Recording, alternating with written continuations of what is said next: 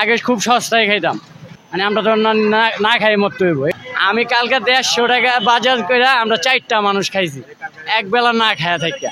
এমন ট্রাফিকের বালতিও দাম দেয় না, সার্জেন্টও বালতিও দাম দেয় না। কেলিগেটা না আগে ওকে বাসি ফু দিলেই গাড়ি থাইমে যেত, অনগরে চুটকিটা গাড়ি জায়গা। আমরা দিন কামাই দিন খাই। আমার একটা কিস্তি আছে, আবার মনে করেন আমার ছোট মেয়ে অসুস্থ। এই যে গাড়িটা নিয়ে সকাল থেকে বাইরে আইছি, আমি 300 টাকা মারছি।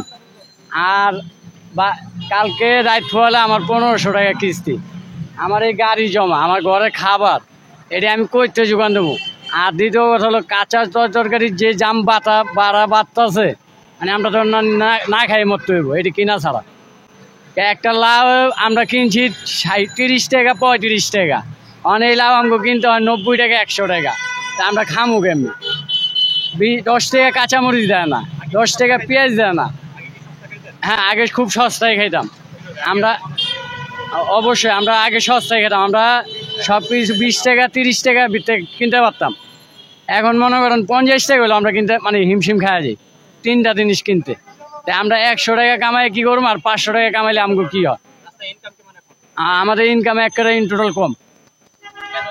এটা অটো গাড়ির জন্য, যে হানি ঢুকে হেনে অটো দেখতে পাই, অটো বন্ধ হইল কি?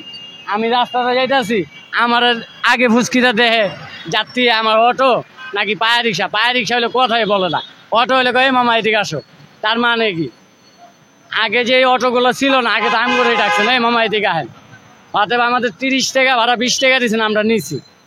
এখন আমাদের 20 টাকা ভাড়া আমরা কেলে নি না, এই অটোওয়ালা করলে অটো যেদিকে যাই এদিকে অটো আছে, অটো নাই কোন দিকে দেখান তো আমার, যে এই রাস্তা অটো নাই। অটো বন্ধ বললেন, কই অটো বন্ধ কোন দিকে আমার দেখা? অটো বন্ধ হলে আমরা খুব খুশি হব। হ্যাঁ, ওরা কি করবে মানে ওরা আগে যে কাজ করছে এই কাজ করবে। যেমন কেউ রাজ্যগালি কাজ করছে, তারা রাজ্যগালি কাজ করবে। কেউ পায়ে রিক্সা চালাইছে, আমাদের রিক্সা আলাদা ভিতরে বেশিরভাগ অংশ হয়েছে অটোওয়ালা। ওদেরকে বন্ধ করেন, দেখবেন যে পায়ে রিক্সায় চলবো সব। ওরা তো পায়ে রিক্সায় চালাইছে, তা ওরা আবার চিন্তা করে 300-400 টাকা জমা, আমি অটোর চালাই।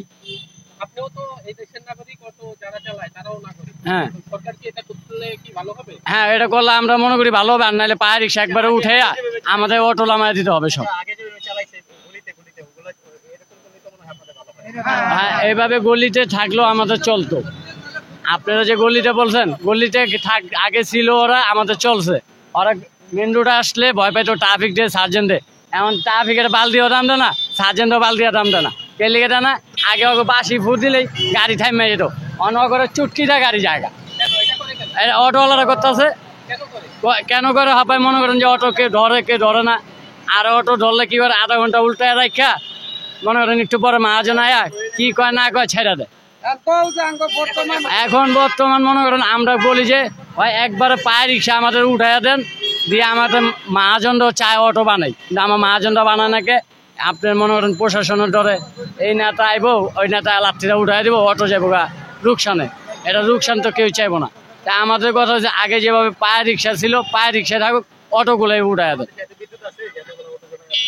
আগে তো মনে করেন আমরা ঘর ভাড়া দিতাম মনে করেন যে আপনার 3000-4000 টাকা। এই যে আমার মা বাড়িওয়ালা বলছে ঘর ভাড়া দিতে হবে 6000 টাকা। তাই আমি 6000 টাকা ঘর ভাড়া করতে দিই। আমি কি অন্য কোনো কাজ করি? যে আমি অন্য কোনো কাজ করি আমার এটা দিয়ে হয়ে যাব? আমি চালাই রিক্সা, আমার বাপ নাই মা নাই, আমি হচ্ছে অসহায়। আমাদের ইউনিট সরকারের তাদের চাওয়া হলো কি জানেন, আমাদের খাদ্যপণ্য দামটা মানে কাঁচা বাজারের দামটা ইন টোটাল ভাবে দয়া করে আল্লাহর হস্তে এগুলা দামটা কমান, আমরা মানে গরিবেরা অনেক সুখে থাকুক। এইগুলা দামটা কমাইলি বাজারে গুলা যারা সিন্ডিকেট ওদেরকে ধরে প্রশাসনের আওতায় না, ওদেরকে ঠিকসে বাটানি দেন যে তোমরা কাঁচা তরকারি হাতে কিনো 15 টাকা, হাতে বেছো 35 টাকা। কারণটা কি?